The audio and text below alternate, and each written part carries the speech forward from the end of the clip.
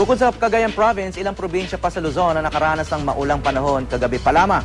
Ang ilang magsasaka sa Aurora Province natuwa pa ng bumuhos ang ulan. May news to go si Salima Refran. Nagsimulang bumuhos ang malakas sa ulan sa ilang lugar sa Nueva Ecija, dakong alas 5 kahapon. Sa Cabanatuan City, kasabay ng ulan ng malalakas na kulog at kidlat. Ang mga estudyante at residenteng nasa kalsada nahirapan sa pag-uwi. Bukod kasi sa pag-iwas sa ulan, takot din ang ilan sa kidlat. Ang ilang motorista naman, napilitang pansamantalang pumarada dahil hirap makita ang kalsada sa tindi ng ulan. Lalo pang nagdilim ang paligid nang mawala ng kuryente na mahigit 1 oras. Inulan din kahapon ang bayan ng Maria Aurora sa lalawigan ng Aurora. Pero imbis na matakot, natuwa pa raw ang mga residente, lalo na ang mga magsasaka. Mahigit 1 linggo na kasing hindi umuulan doon.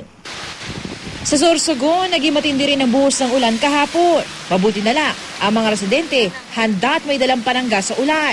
Pero dahil medyo malakas ang hangin, nabasa pa rin ang ilan.